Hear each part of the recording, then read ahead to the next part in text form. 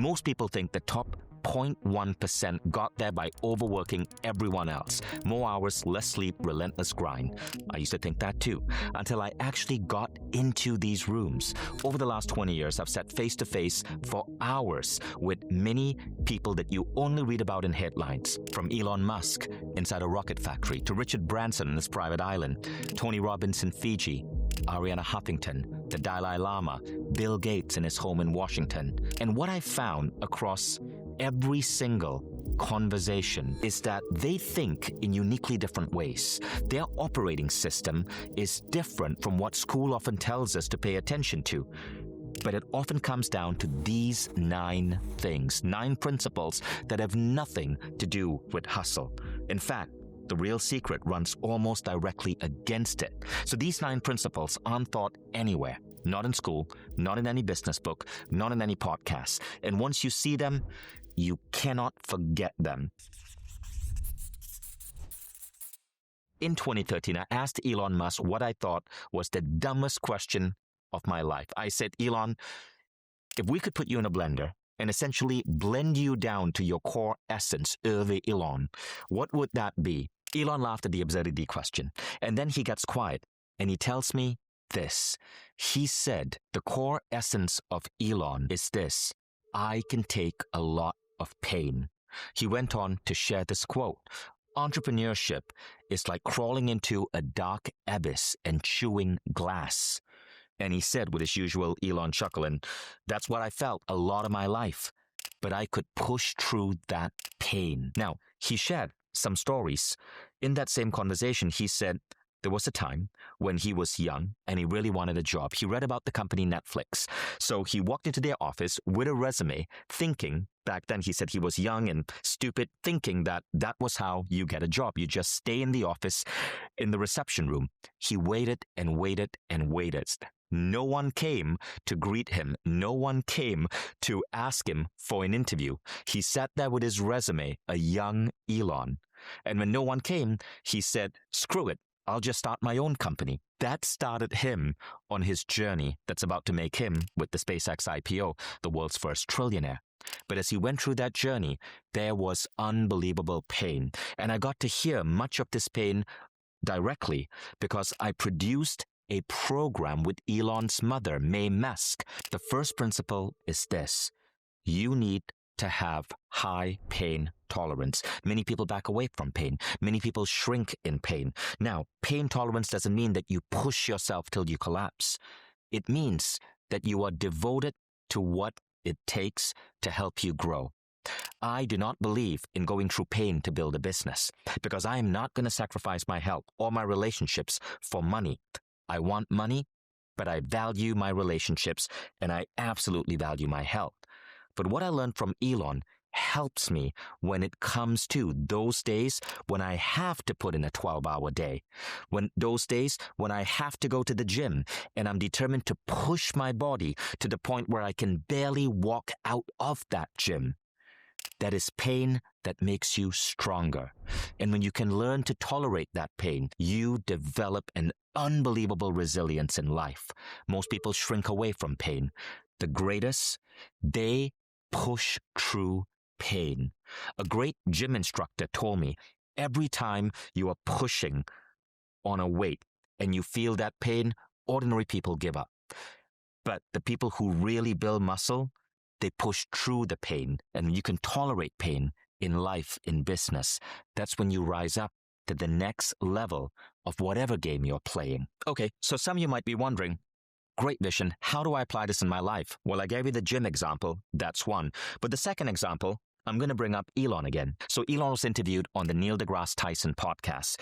And Neil asked Elon, how did you get so courageous, willing to take all of these bets? When Elon sold PayPal, he got $200 million. Rather than buy a yacht or retire to an island, he decided to put all of that money on 2 risky bets, SpaceX and Tesla. Well, Elon's response to Neil deGrasse Tyson was this. Elon said, when I was a kid, I decided to try an experiment. The experiment was, could I live on $1 a day? And he found that he could. He could shower at the YMCA. He could sleep on the floor of his office. He could survive on ramen noodles that he bought from the cheapest grocery store he could find. Elon said, when I found that I could survive on $1 a day, I realized I'm safe. I'm good. And he said that gave me the courage to really push through. What challenge can you give yourself, whether it's training for a marathon, whether it's pushing through that final rep in the gym, whether it's attempting to survive on a low budget to train yourself to understand just how much you can go? The beauty about these challenges are you always inevitably find that you are way stronger than you think. When you can push through the pain, you often come out on the other side much stronger than before. Now, principle number 2. And I learned this from both Elon and Naveen Jain. I'll talk about Naveen in a moment, but I want to continue with this Elon story. That day in 2013 at the SpaceX headquarters in California, in Hawthorne, Elon continued sharing with us some of his insights. SpaceX was still a young company, as was Tesla. Remember, this was 13 years ago. But he said something. One of the people in our group asked him, Elon, why are you even doing this? This is crazy risky. And this is how he explained it to us. He said, listen, if humankind doesn't back itself up on a different planet, one asteroid strike to Earth could wipe us all out. And that's why he says, just like you need to back up your hard drive in the cloud, we need to be able to back humankind up on a different planet. He then put up a picture of Mars, and he spoke about Mars, and he spoke about his vision. He said, 10 years out, to transport millions of people to establish a colony on Mars. Now, 10 years out would have been 2023. Elon would have missed that timeline. But he was honest about that. That day in 2013, he says, and I know I'm optimistic, and I know I have a reputation for missing timelines. And then he laughed. He did miss the timeline, but one cannot argue about his great why.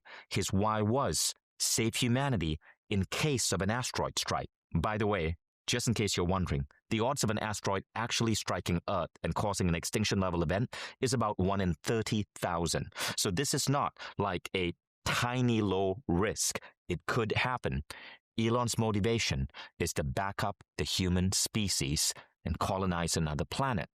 This why is a reason that a couple of years ago, in a study in Silicon Valley, when they asked engineers, what are the companies you most want to work for? Number 1 and number 2 was SpaceX and Tesla. Elon starts with why. He doesn't speak about work. He speaks about a mission. Now, another person I learned this from is Naveen Jain. Naveen Jain started a company called Viome. It's a gut microbiome testing company. Naveen has had many multi-billion-dollar companies under his belt. And I was fortunate one day in 2023 to be invited to come and spend time with him on his private island that he shares with Richard Branson. And I asked him, Naveen, you are in your 60s. You've started and founded multiple companies. You have a frickin' private island with Branson, and you're doing it all again. Why? And he explained this to me. He said, Vishen, with the technology that we're building, do you know that we will be able to, just from a swab of saliva, detect throat cancer in someone?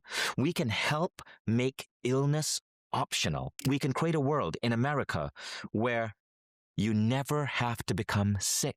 It all starts with being able to measure what's going on in your gut. And that's why even in my 60s, I'm building this company and I'm dedicating my life to it. I respected that idea so much, I ended up investing in Viome. Naveen Jain is another entrepreneur that shows that when you start with why, nothing is impossible. Now, one of the side effects of Naveen's company is this. Because of how passionate he is about his mission, when this man is on stage, he wows people. When he speaks about his mission, the best scientists, the best engineers want to join him. And Naveen told me this. He said, Vishen, many entrepreneurs start with a goal. They should always make their goal ridiculously big. But they're afraid to make it big because they think they're going to fail. But the thing is, when you make your goal big, when you make your goal something that can transform the human race, you make it easier, not harder. So I asked Naveen, well, what do you mean? Naveen says, you make it easier because the best people, They don't want to work for small companies with small missions. The best people want to change the world. And when they see you're playing at that level, they flock to you. And when the best people come, the best ideas come. And when the best ideas come, the investors come. And then you can tell the investors, we don't need your money. We've got great people already. I found that really interesting. Naveen's argument that the bigger your mission, the easier it gets. I love this about Naveen. I asked him to create a Mind Valley program on this topic called The Power of Boldness. It's one of the programs we are most proud of. Boldness matters. And to be bold, you need to understand your why and use it as a rallying call for customers, for employees, for investors. Now, let's say you're not building a world-changing company. Let's say you're building a simple t-shirt company with beautiful t-shirts where human beings can pay to get their pets' faces on a t-shirt. How do you apply this philosophy? Well, it's simple. Are you doing it for money, or are you doing it for something beyond money? Because if it's just money, I can tell you it's going to be harder. There are going to be days when you're not going to want to wake up in the morning and push through getting that business launched. It's going to be harder to motivate employees. But if your why is you genuinely care about animals and you want to help in your small way create a world where owner and pet are closer together, where people get to celebrate dog ownership and cat ownership or ferret ownership, whatever pet you're into, when you create a world where you can bring people and animals together, that makes you happy, that becomes your mission. And the beauty of that is you will start attracting employees and customers who resonate with that mission. This is why even if you're simply building a t-shirt company, having a mission that is beyond just money matters. In my book, The Code of the Extraordinary Mind, I dropped this quote. Business people do it for the dollars, but real entrepreneurs, they do it to push humanity forward. What are you doing that will create a positive impact on humanity? The third idea is this. So, you got to learn to push through pain. You got to have a mission. The third idea is an interesting dance between both, and it comes from Richard Branson. I got an opportunity several times to spend time on Necker Island with Richard Branson in various mastermind groups. And in this time, there were about 3 hours that I had one-on-one with Branson. And during one of those moments, I asked him, Richard, you've started multiple companies, you employ 50,000 people. What is the best advice you can give me? And I remember that night. It was a beautiful starry night. We were dressed as pirates. Richard was organizing a pirate party. This man loves to party. He loves to have fun. And this is what he told me. I'm going to read it out to you because I want to get this right. He said, it's all about finding and hiring people who are smarter than you, giving them really good work, and then getting out of the way so that you can focus on the bigger vision. Now, notice how what Richard is saying ties so greatly to point number 2. Richard was dyslexic. He had difficulty reading. He never considered himself a particularly brilliant man in different areas, but what he was good at, and he said his dyslexia gave him this ability, is seeing the big picture. So he would hire people smarter than him, put them on these projects while he stayed at the vision level. Principle number 2. Principle number 3 is essentially what Branson is advocating. Hire great people and get out of the way. Give them the vision, give them the direction, give them the OKRs, and then let them do their job. Now, Elon does it a little bit differently. He goes deep, department by department by department in his companies. He's famous for talking about how every week in every company he picks the biggest constraint and he goes deep with the team and solves it. That's good too. But Elon is also always playing at the vision level. Richard, always playing at the vision level. So, as you build a company, the bigger your company grows, it doesn't mean you can't go in and code with your team or design with your team, but you got to ensure that the company's vision is expanding, is evolving, especially in today's age when so many things are changing so fast. Another person who was really good at doing this was Bill Gates. And I know this because in 1998, I was one of the 1% of computer science graduates in America that was offered a lucrative internship at Microsoft. This was the Microsoft of 1998 when it was the hottest company in the world. And I became an intern that summer while I was a junior at the University of Michigan. Now, what happened is Bill Gates, and this is what blew me away, the richest man in the world, invited all us interns to his home for dinner. There were about 50 to 70 of us. And Bill Gates was there in his gorgeous home on Lake Washington, grilling hamburgers. This is the richest man in the world, grilling hamburgers and serving it to a bunch of interns. And back then I was wondering, how the heck does he justify? He's a billionaire. Couldn't he pay someone to do it? What about like ordering in from McDonald's? But it was only later that I understood what Bill Gates was doing. He was applying the same rule books. Bill Gates was a visionary. He was building a great company, but he was applying that same Richard Branson rule book. He was doing everything he could to get the best minds into Microsoft. And then he was taking a servant leader approach, showing that you are precious to me. I am going to personally cook your hamburger patty, serve it to you, get to know your name, invite you to my gorgeous house because you matter. And that idea never left me. That idea never left me. The way Bill Gates treated even interns. Later on, when I started my company, I applied that idea to the office space.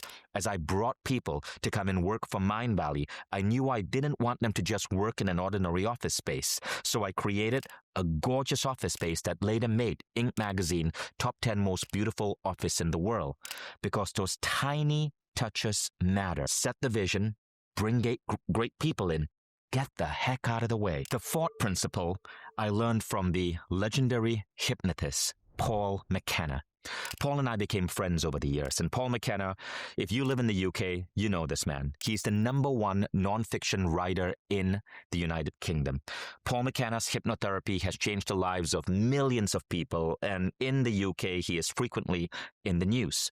Paul and I were having dinner one day, and I was debating getting a gorgeous apartment in London. The problem was this apartment was way beyond my budget.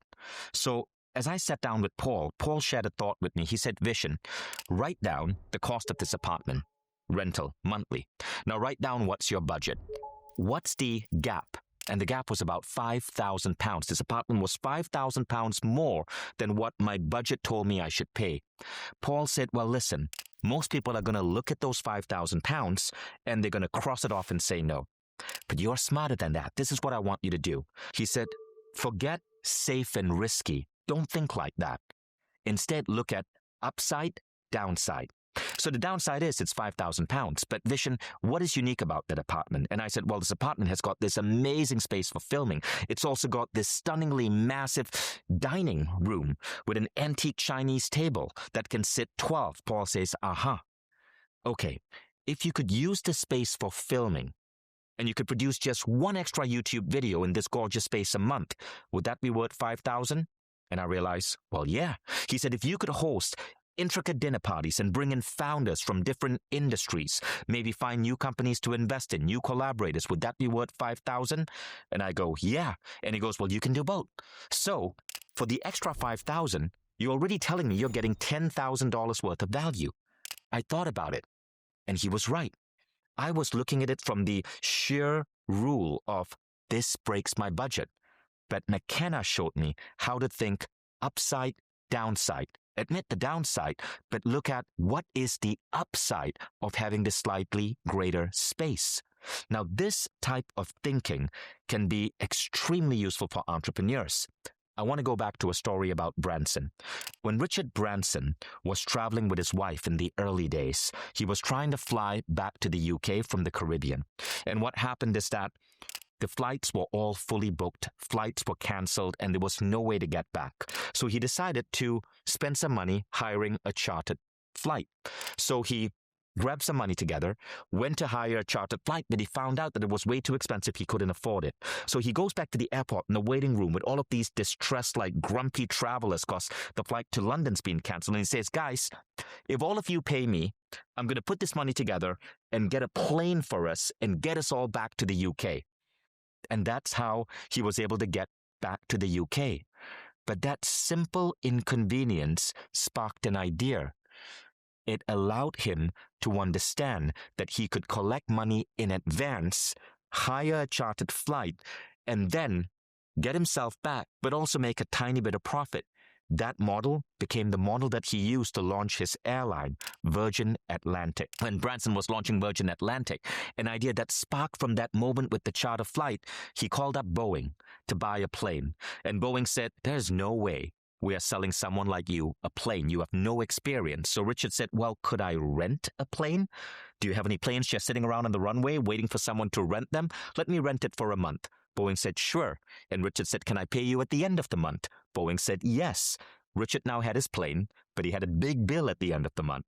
All he had to do right now is find the upside to this downside. And the upside is, I've got a freaking plane that I can do anything with for 30 days. Let's sell tickets. So in his classic PR stuntman mode, he was able to create an airline, Virgin Atlantic, sell a bunch of tickets, make a profit, pay the Boeing rental, and that's how his airline took off. Today, a multi-billion-dollar business.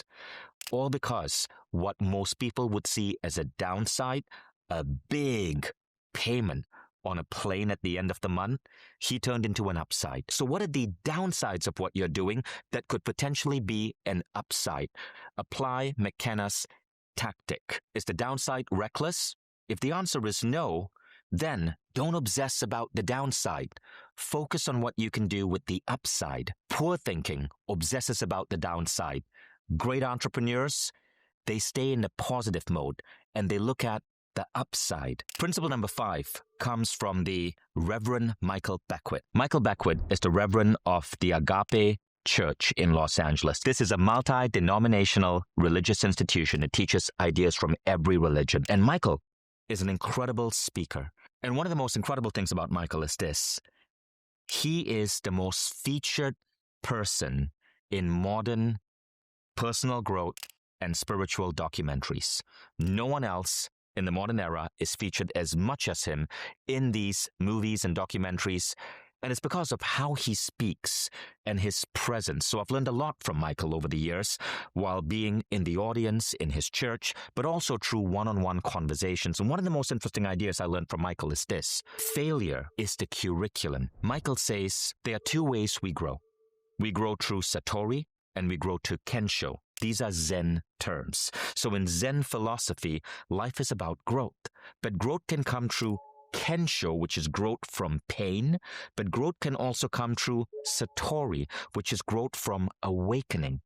Now, growth from pain might be a business fails, but you pick yourself up. You understand what to do and what not to do, so your next business is stronger. Kensho, or growth from pain, might be you mistreat your body, you end up in hospital. But there in that hospital bed, you make an oath to yourself to eat better, to exercise more, to treat your body like a temple. I know, I've been there.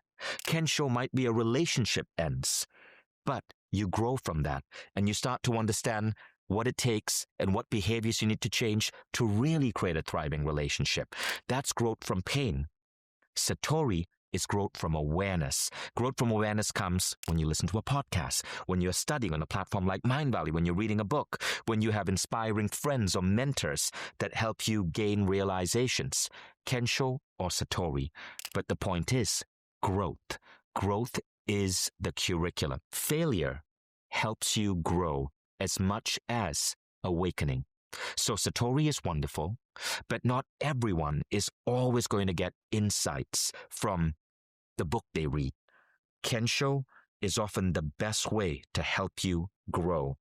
Now, an MBA professor who mentored me, Sri Kumar Rao, one of the greatest MBA professors in the world, said something similar.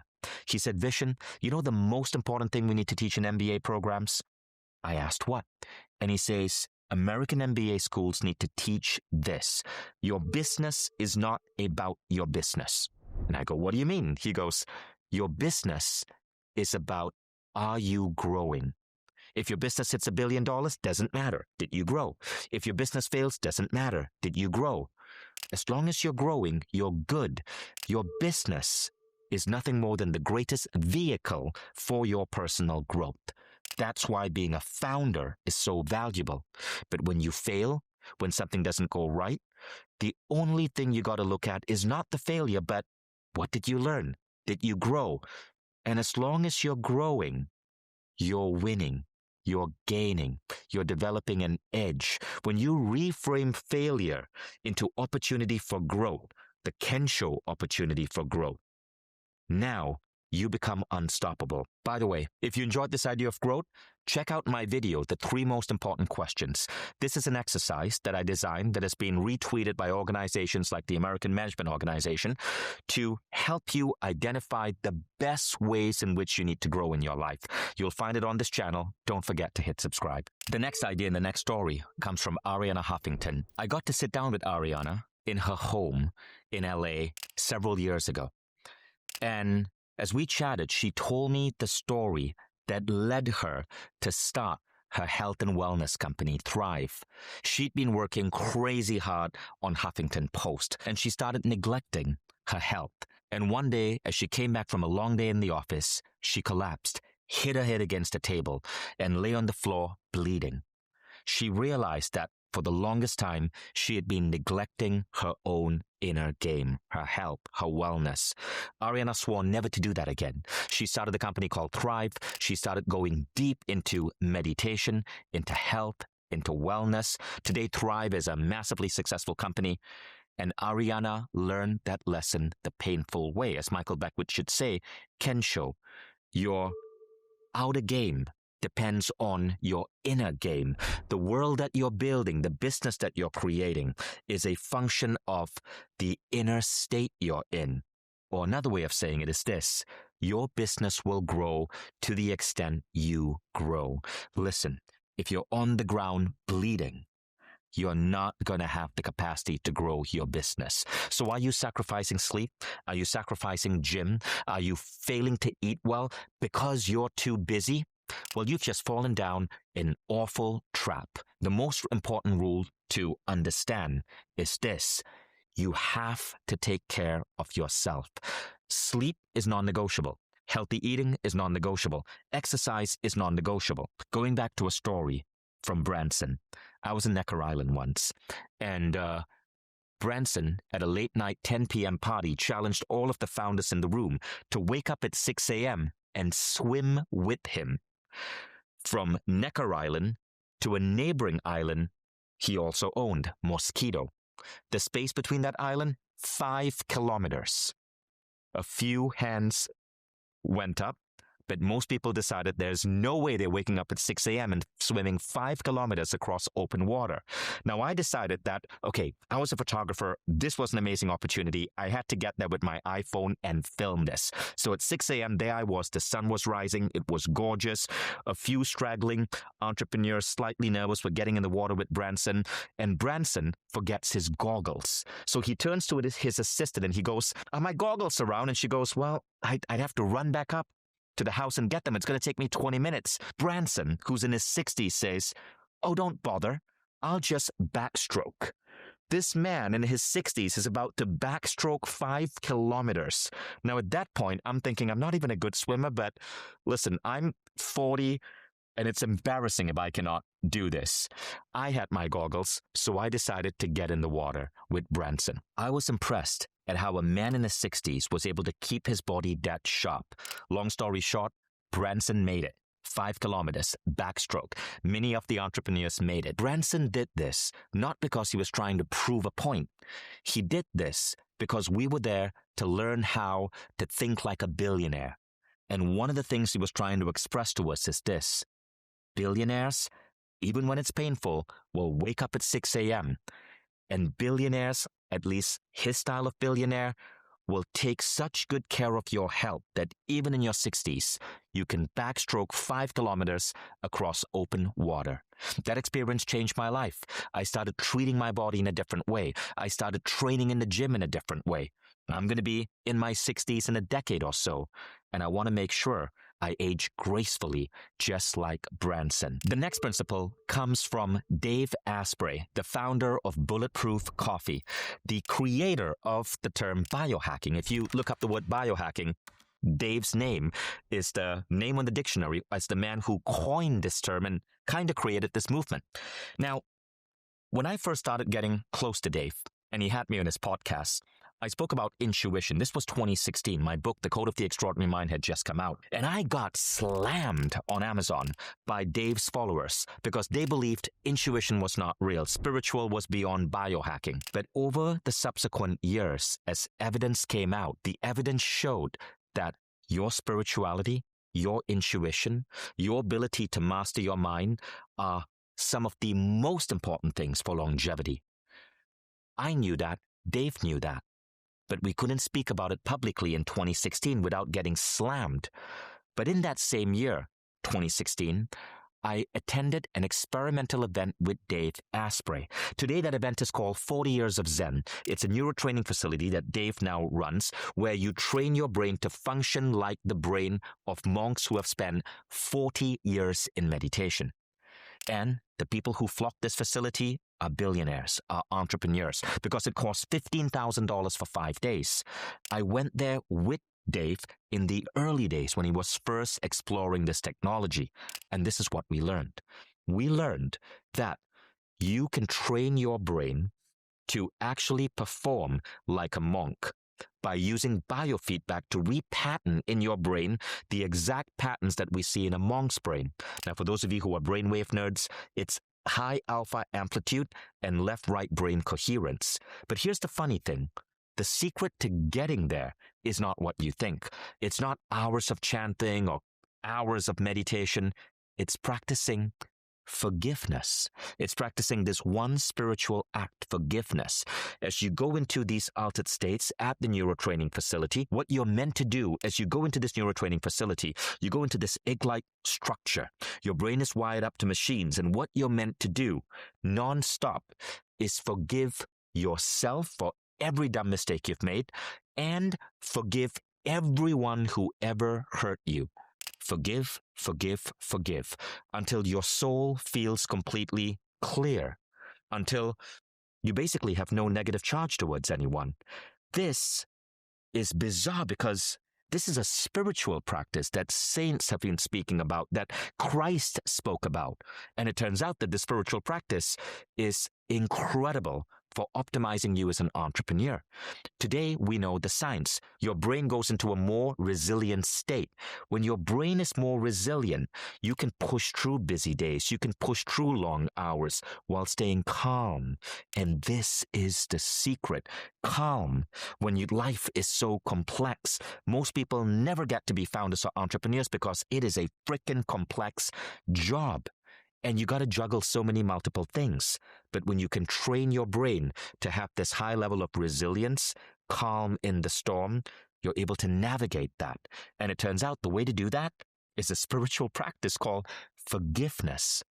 I'm going to be releasing a video soon on the exact forgiveness protocol that Dave Asprey and his neuroscientists at 40 Years of Zen recommend. The exact protocol. And I'm going to share this exact protocol with you. And I ask one thing, subscribe to this channel because that forgiveness protocol is coming. And by the way, this forgiveness protocol doesn't just make you a kinder, better person, it increases your resilience. And this has been scientifically proven. It makes your brain more like the brains of monks who have spent decades in meditation. Now, this principle is extremely counter to what many people are going to tell you. And it comes from Peter Diamandis. Peter Diamandis is the man who helped create private space travel. He created the X Prize Foundation. And through the X Prize Foundation, he helped create an incentivized prize to reward $20 million to anyone who could create the world's first plane that could take you into orbit and down. I got to know Peter because I joined the innovation board of the X Prize. And I was fascinated by the sheer amount of businesses that Peter was involved with. So one day I asked him, Peter, do you believe in multitasking? Because everyone I hear says, focus on one thing. And this is what Peter told me. He said, Vishen, some of the greatest entrepreneurs I know do not focus on one thing. How many companies does Richard Branson have? Steve Jobs, he was CEO of Pixar and Apple at the same time. Elon Musk, CEO of Tesla and SpaceX. So this idea that you have to focus on one thing, it applies to most people. but there is a breed of founder that actually does better when they focus on multiple things. So don't buy into that focus on one thing philosophy. He went on to say that he's the type of founder that thrives when you multitask. I know I'm that type of founder as well. If I focus on one thing, this is what happens. I start getting so deep in that one thing, I get bored. I also end up stepping in too deep. I frustrate my employees. I end up getting obsessed in that one thing. I need multiple projects. Currently, I'm running 5 different companies, and I love it. And my team loves it because they get to go deep with me in different things without me being obsessed over just one tiny thing. So I want you to know this. As we are moving into an age of AI enabling entrepreneurship, this ability to multitask becomes an advantage even bigger than before. Let me give you an example why. We're entering an age where you can get on a tool like Claude and ask Claude to build you something. You can literally code your own app into existence. But here's the issue. Claude can go run of its own, code a particular feature for your app, but that's going to take 10 to 20 minutes. If you're focused on one thing, what do you do in that meantime? Are you going to be watching TV? Are you going to be reading a book? Now, what I like to do is I like to have 3 different screens on my computer. The first screen, I'm using Claude to write. The second screen, I'm using Claude to code. The third screen, I'm using Claude to think about strategy. I actually focus on 3 different things simultaneously, screen to screen to screen. Now, that's my founder DNA. It makes me significantly more productive. If I'm focused on just one thing, I break my flow. I get impatient while waiting for those 5 to 20-minute cycles for Claude to actually output something.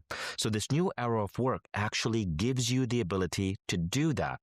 And I believe Peter Diamandis' advice doesn't apply to everyone, but we've been so told that we need to focus on one thing that many people, maybe you, that have an advantage to multitask, often limit yourself. Don't do that. If you need to focus on one thing, great. That's good for you. If you need to focus on multiple things, that's good too. Principle number 9 is a lesson I learned from the Dalai Lama. In 2009, I was invited to speak in Calgary on a stage when the Dalai Lama was visiting Canada. I was dearly honored to share the stage with the Dalai Lama. And after the Dalai Lama's talk, I was given a private audience with him in a room of fellow speakers. There I was in this beautiful room with the Dalai Lama and many other monks in his entourage. I was there with my then wife, Christina. Christina and I were so blessed and honored to be there. And when it came time to ask the Dalai Lama a question, Christina was selected. Her question was this: how is it possible to be happy when we see so much misery in the world these days? The Dalai Lama's response was this: well, who can you help if you are unhappy? You must be happy first. And that is a really powerful idea. It's not just Buddhist philosophy. Turned out, science validates this. See, there's a famous book by Shawn Achor called The Happiness Advantage. Shawn is a researcher at Harvard, and he, in his book, did multiple studies that show that when you are happy, you simply do better. Salespeople who are positive are 55% better at closing a sale. Doctors who are happy are 19% better at diagnosing patients. Kids who are happy do better in their exams. There's another book by Shazad Shamin called PQ, Positivity Quotient. Just like we have an IQ, we have a positivity quotient, which is how much happiness we can hold on to even when life is hard. And in his book, Shazad Shamin cites multiple studies that show that if you look at how teams operate, the number one thing that determines the productivity of a team is this: the overall happiness level of that team. They did studies where within teams and corporations, bring in an actor. Nobody knew that this person was an actor, but the actor's job in a team was to bring coffee for everyone, compliment people, crack a joke or laugh, just like really little things that elevate happiness. Those teams did the best. And Shamin said, happiness is the only thing that correlates with the performance of a team, or rather the overall level of happiness in a team. I call this principle blisscipline. It is the discipline of ensuring that you have bliss in your life. Now, this does not mean fake optimism. There are going to be moments when you might be experiencing a great loss, when your health might be off, and it's going to drop your happiness. Blisscipline is how fast you can bounce back, how fast you can see the upside. And if you can do that and keep yourself in that state and emanate it to the people around you, your teams do better. Your work becomes better. I'm reminded of one of my favorite poems of all time. It was written roughly around 1880, and the poem goes like this. I was early taught to work as well as play. My life has been one long, happy holiday, full of work, full of play, and God was good to me every day. Think about that poem. It sounds like a guy who led a pretty relaxed, happy life. But that's not the man who wrote the poem. The man who wrote that poem is John D. Rockefeller. John D. Rockefeller, in 1880, was the richest man who lived. The richest man who ever lived until recently, until Elon, literally wrote a poem about his great secret. And in that poem, he mentioned the word happiness multiple times. So let that sink in. Happiness is a tool for wealth. It is a tool for success. It is a tool, we know this, for health. So if you're working as a founder and you're fucking miserable, you're basically making life hard for yourself. If you hate your job, you're never going to succeed at it. Find what you love and ensure that your happiness is protected. That is the essence of the term blisscipline. Write it down on your mirror. Put it as a screensaver. Remember blisscipline.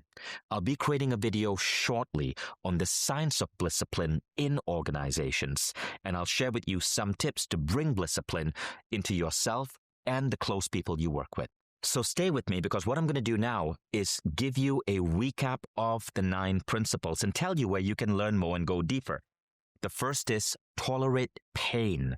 The second principle is know your why. The third principle, can you guess? Do you remember? It is stay in the zone of vision.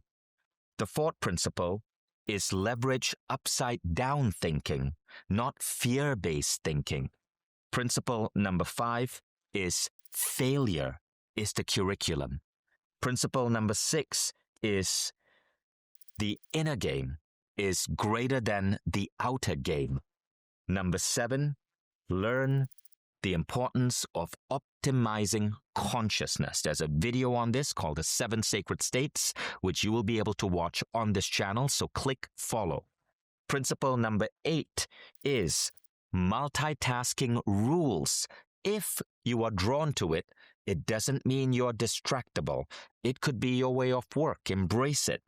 And principle number 9, and another video is coming up on this principle, is practice blisscipline, just like John D. Rockefeller.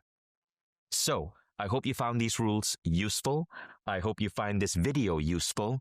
I go deep into this and all of these principles in my book, The Code of the Extraordinary Mind. That book, in 2017, became the #1 book in the world on Amazon for 5 days. It made me, briefly, the #2 author globally in the world, and there's a reason for that. That book is written in a really candid, funny way with incredible stories from many of these personalities. I go deeper with many of these incredible, wonderful people that I was able to spend time with, and I share their lessons, and I hope you enjoy it. Go check it out. I'd love to know which principle landed with you most, and what was your takeaway? Are there any principles here that you really have been applying in your business? Leave a comment. I'd really love, and I know other commenters as well would really love to see what you're applying in your life and how it's working for you.